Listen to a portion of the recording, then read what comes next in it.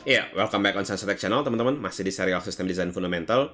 Nah, sekarang kita akan masuk ke bagian design goals dari distributed system yang ketiga, yaitu openness, teman-teman. Ya, another important goal of distributed system is openness, jadi keterbukaan. Jadi, design goals dari distributed system itu baiknya, gitu ya, itu sifatnya openness atau terbuka. Maksudnya gimana, Bang, terbuka itu? An open distributed system is essentially a system that offers components that can easily be used by or integrated into other systems. Jadi, open distributed system itu adalah sistem yang memberikan kemudahan gitu ya, kemudahan untuk digunakan dan kemudahan untuk diintegrasi dengan sistem yang lain. Nah, ketika teman-teman membuat sebuah distributed system atau menggunakan distributed system gitu ya, coba nilai apakah distributed system itu cukup openness enough atau enggak gitu ya. Baiknya itu openness, teman-teman. Ya, kenapa? Ya tadi mudah digunakan dan mudah diintegrasi dengan sistem yang lainnya gitu. Ya. Bagaimana cara mengukurnya, teman-teman? Apakah satu distributed system itu openness-nya bagus atau enggak gitu ya? Atau ketika teman-teman pengen bikin distributed system, gimana cara kita mengukur openness dari sebuah distributed system yang pengen kita buat gitu ya? Itu kalau kita nge-refer ke bukunya Distributed System edisi keempat oleh M. Feinstein dan Andrew S. Tannenbaum di halaman 15, itu ada 3, teman-teman. Oke? Yang pertama ada interoperability. Ya. Apa itu interoperability? Interoperability characterizes the extent by which two implementations of systems or components from different manufacturers can coexist and work together by merely relying on each other's services as specified by a common standard. Panjang banget ya definisinya.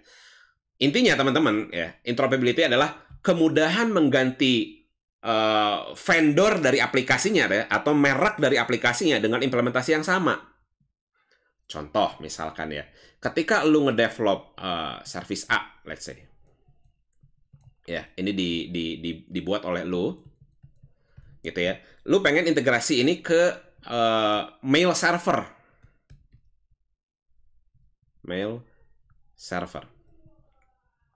oke?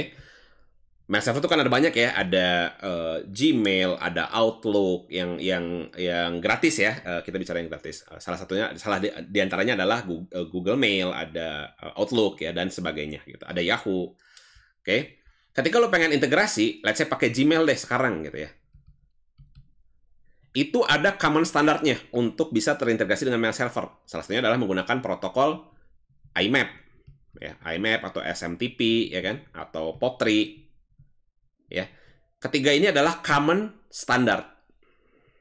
Ya, common standard di mail server. Jadi ketika service A ini gitu ya, pengen integrasi ke mail server, itu pasti harus menggunakan common standard ini gitu ya. Protokol IMAP, SMTP atau POP3 ketika mau talk to each other gitu ya.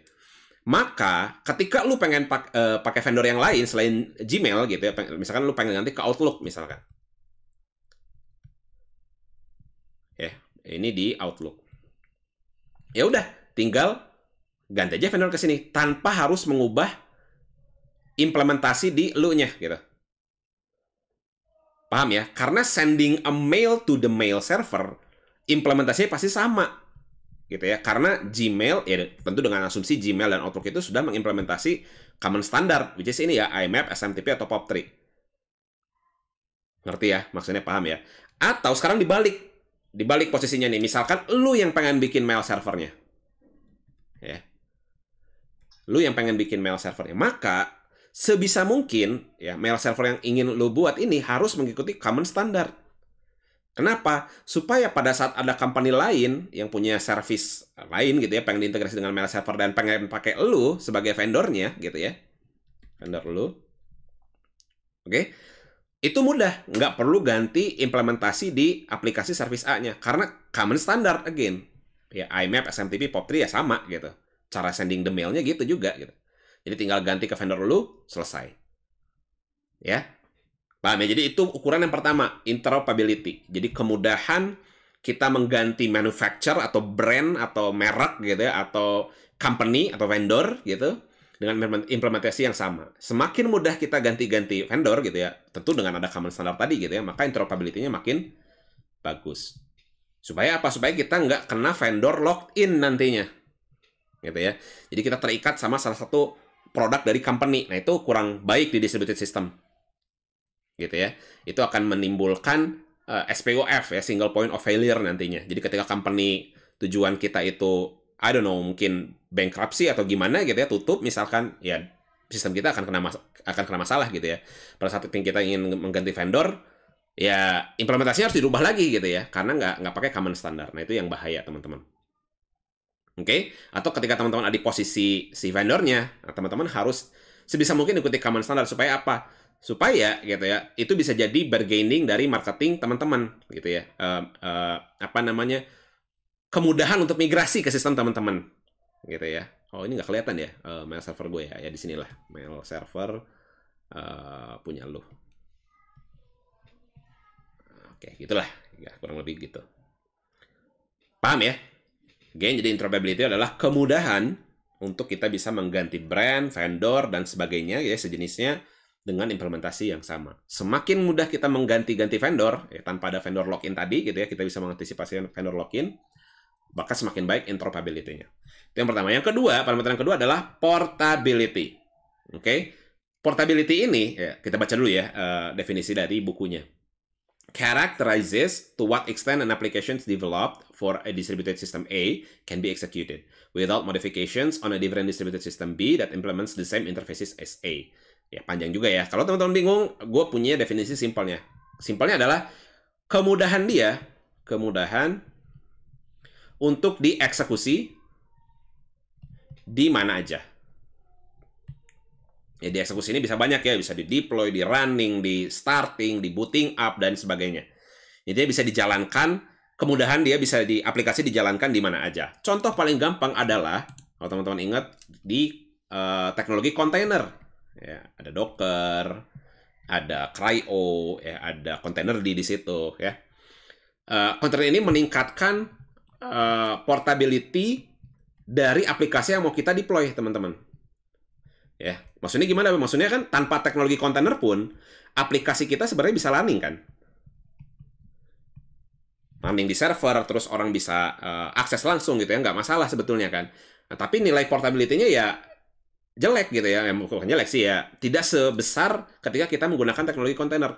Kenapa tidak sebesar itu? Karena kalau kita, let's say misalkan gini ya, lu develop aplikasi di laptop lu pakai Ubuntu misalkan. Ketika lu compile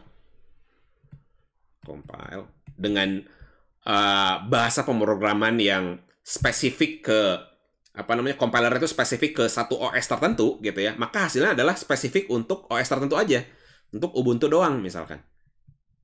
Hasilnya tuh ya, jadi adalah file untuk dieksekusi di Ubuntu doang. Maka ketika lu pengen runningnya di CentOS misalkan, I don't know, gue belum pernah nyobain ya, apakah ini mereka interoperable atau enggak gitu ya. Jadi implementasi sama atau enggak. Let's say misalkan berbeda gitu ya. Nah, bisa di-running nggak di CentOS? Kemungkinan besar enggak gitu. Paham ya maksudnya ya? Oke. Nah, makanya ada teknologi kontainer. Biar apa? Ini akan mengabstraksi, teman-teman. Mengabstraksi layer dari implementasi calling the resources gitu ya, calling the memory, minta memory ke syscall gitu dan lain-lain, itu diabstraksi sama dia sehingga aplikasi bisa running di mana aja gitu. Ya. Sekarang posisinya di gini. Jadi app, ya. Di sini ada middleware-nya. Ingat di video sebelumnya tentang middleware gitu ya. Baru di sini ada si OS-nya, gitu ya. OS, terus ada OS, ya, di komputer 1, komputer 2 dan lainnya gitu ya. Jadi walaupun ini OS-nya berbeda, ya app-nya bisa tetap running, bisa tetap communicate gitu. Ini aplikasi yang sama by the way ya. Gitu. Paham ya? Jadi kita bisa running aplikasi ini di on top of VM yang mana aja gitu. Mau dia Ubuntu, mau dia CentOS, mau dia Windows, apapun itu, ya kita nggak peduli gitu. Paham ya? Jadi again, portability ini adalah kemampuan untuk bisa di-running atau dieksekusi di mana aja. Oke, semakin baik portability-nya, maka semakin bagus nilai openness-nya. Oke, nah yang ketiga ada extensibility. Easy to add new components or replace existing ones without affecting those components that stay in place. Jadi kemudahan untuk bisa nambahin komponen tertentu gitu ya.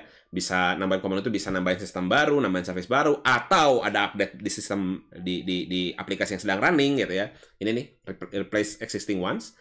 tanpa affecting those components that stay in place, tanpa mengganggu komponen-komponen lainnya gitu ya yang sedang misalkan sedang jalan gitu ya, sedang ada di situ gitu. Oke, jadi kemudahan untuk bisa diupdate lah, gampang dari definisinya seperti itu gitu ya. Kemudahan untuk di-update. Ya, update itu bisa banyak tadi ya, bisa nambahin komponen, nambahin service, atau tadi ya pada saat replacing the service gitu ya. Ketika semakin mudah melakukan update tadi gitu ya, maka semakin baik si nilai extensibility-nya. Oke, nah 3 parameter ini bisa teman-teman ukur nih di distributed system yang teman-teman pakai, atau gitu ya, ketika teman-teman ingin membuat sebuah distributed system, 3 parameter ini perlu teman-teman ukur nih. Oke, bagaimana interoperability-nya, bagaimana portability-nya, dan bagaimana extensibility-nya. Oke, paham ya?